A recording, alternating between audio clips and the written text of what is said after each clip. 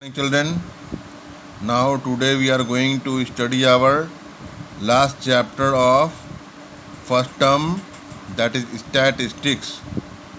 Now you are aware of the term statistics. It has two meaning. In a singular sense, it can be expressed as a subject. Statistics is a branch of mathematics. Simply, it is the singular meaning of statistics. But in plural sense, we are having a different definition that statistics is the science of collection, organization, presentation, analysis, and interpretation of the numerical facts or numerical data. Whatever the things available to us, we have to organize it, we have to present it, and we have to analyze, interpret whatever the numerical data we are having. So, we are doing various kinds of things in statistics. So, it is the plural sense of definition. Now, you are aware of these definitions in Standard 9. Here we are going to study the measures of central tendency. In statistics, what is the meaning of measures of central tendency? The measures of central tendency is that whatever the information we are having of the numerical facts, that we have to find out the average value which can represent the whole data and signify its characteristics.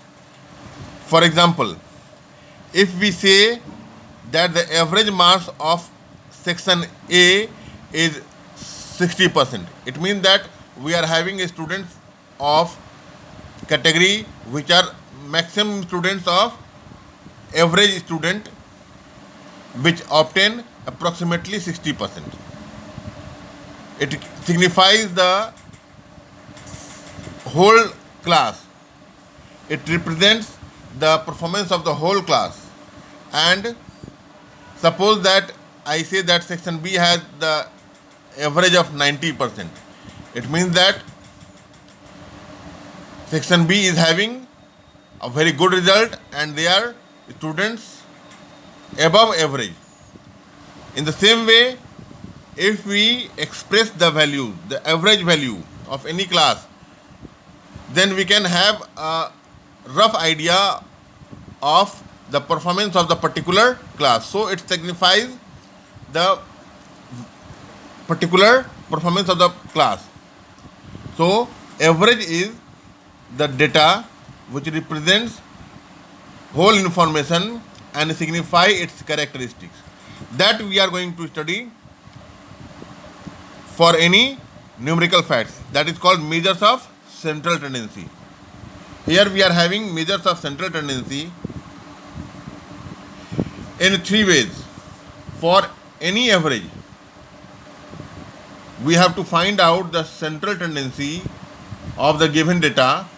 We can use the three measures: finding the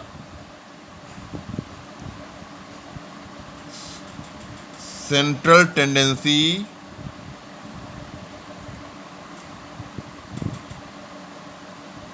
of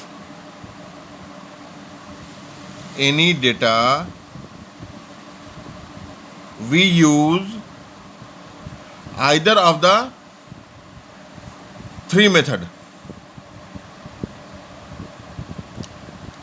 Either of the three method.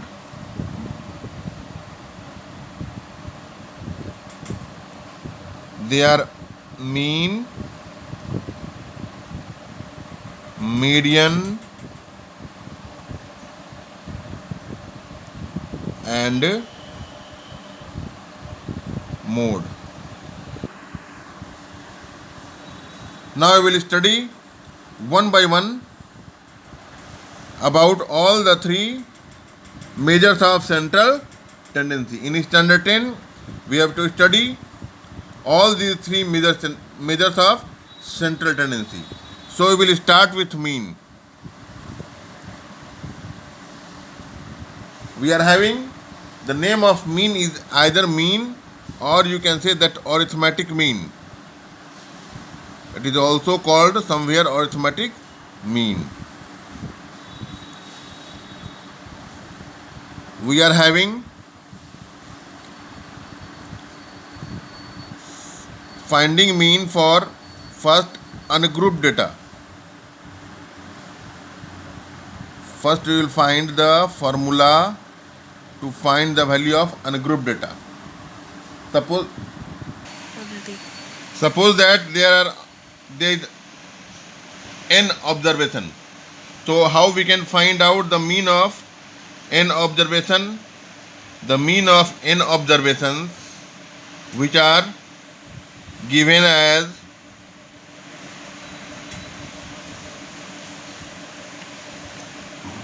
x1, x2 and xn. So to find out the value of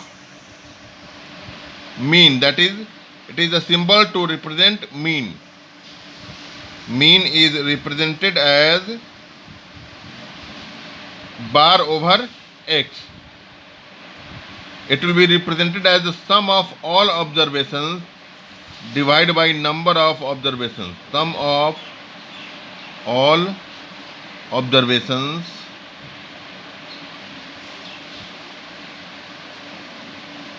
and divided by. Now mean is equal to sum of all observations by number of observations. That is, x bar can be written as x1 plus x2 plus xn and divide by n, that is number of terms. In other words, you can say that it is summation xi, where I is equals to 1 to n divided by n, where n is the total number of terms. So it is the formula to find the mean of ungrouped data. Now here we are having some other questions for ungrouped data, that some frequencies are there. Then if frequencies are also given, then suppose that the frequency of the given term are f1, f2 and fn for x1, x2 and xn terms respectively. Then we are having the formula to find mean for ungrouped data, that is equals to summation fi xi, where I is equals to 1 to n and divide by summation fi, where I is equals to 1 to n. It means that for the product of f1 x1 plus f2 x2 plus fn xn, we can represent summation of fi xi. Fi xi, it means that f1 x1 plus f2 x2 plus fn xn. The sum of total of these terms will be represented by this one, summation of fi xi, and the summation of fi is called the total sum of frequencies, that is sum of f1 plus f2 plus fn. This symbol is called either sigma or summation. Summation, where this symbol is called sigma or summation. It means that sum of all terms lying in it. It means that we are having the formula for finding mean. They are direct method. These are the two formulas, direct method of mean. Here we can use the first formula, x bar is equals to summation xi, where I is equals to 1 to n and divide by n. The second formula, x bar is equals to summation fi xi. It means that when we are having some frequencies for each term, then we can use this formula and summation fi, where I tends from 1 to n. I will representing all the terms from 1 to n. These are the two formula which are used as direct method of mean. We are having few more methods. Another method is assumed mean method. In assumed mean method, we assume ourselves some values from the given data, a mean, and then we proceed further. Let there is a value a which will be assumed as the mean for the given data. Then we can find the another value to find mean. This will be represented as this one, x bar will be equal to a plus summation fi di divided by summation fi, where I is always representing 1 to n. And what is d? D will be equal to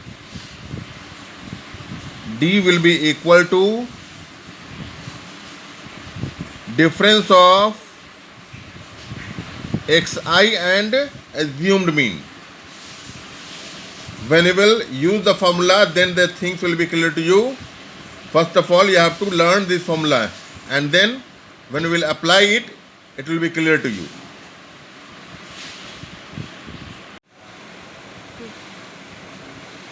Now we have to study the mean of grouped data. When the data will be given with the class interval. So when class intervals are given, then we have to find out class mark of the given class interval. Class mark can be obtained by the sum of upper and lower limit and divide by 2.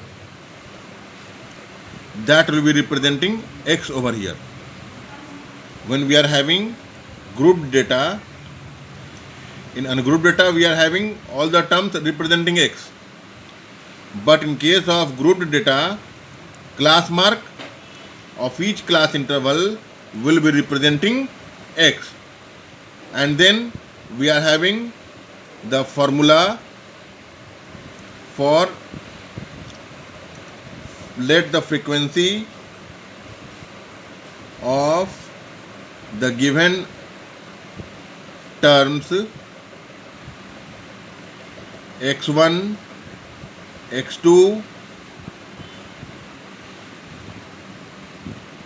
xn.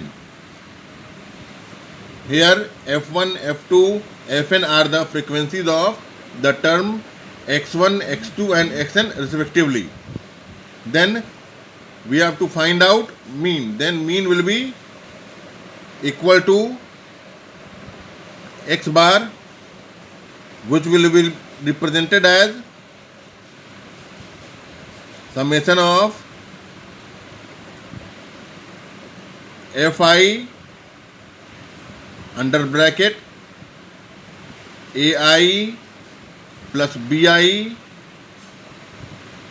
divided by 2 and divided by summation of fi. Here ai plus bi will be representing x. As I have explained you earlier that class mark will be equal to a plus b by 2. So we can write it as in this form also, summation fi xi divided by summation fi. Here this xi will be equal to ai plus bi by 2. Now we can find out the value of assumed mean. Second formula for group data is assumed mean method. The assumed mean method are, again we have to do the same type of process. This first formula was called direct method. It is called direct method. The second one is assumed mean method. It is direct method, and the second one is assumed mean method. In this assumed mean method, again, as I have explained you earlier, that you have to assume mean from any term x of the given data. Again we are having x bar is equals to a plus summation fi di divided by summation fi, where di is equal to xi minus a.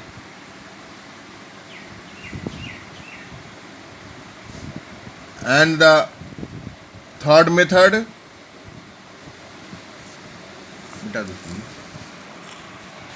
and xi will be equal to ai plus bi by 2. Now the third method, that is called step deviation method. These are the methods which are used in the grouped data. Whenever the question is demanding the special type of method, then you have to use that method.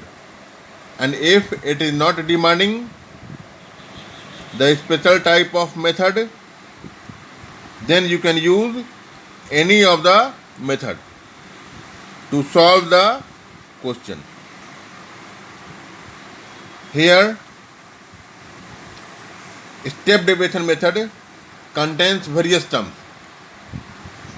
X bar is the symbol to represent mean. A plus summation fi ui divided by summation fi into h, where xi is equals to, as I have explained you earlier, is equals to ai plus bi divided by 2, and ui is equal to xi minus a divided by h. And what is h? H is the class size. H is the class size of the given class interval. As you all are aware of, finding class size, class mark all these things in standard 9. Now here we are having the three methods to find the mean of group data. The first method was called as direct method. The second method was called as assumed mean method. And the third method is called step deviation method. Actually, while calculating mean, the special type of method is not given. But whenever it is given in the question that find the mean using step deviation method, then you have to use finding mean by the special method. And if it will not be mentioned in the question, then you can find any method, either direct method or assumed mean method or step deviation method, to find out mean of the given data. We have to study three things, three methods to find out the measures of central tendency. The first one was mean. Now mean is clear. All the formulas of mean has been explained to you. In my next class, I will discuss all the questions based on these formulas, and then the formulas will be clear to you. But before that, you have to practice the examples of statistics and you will learn the formula.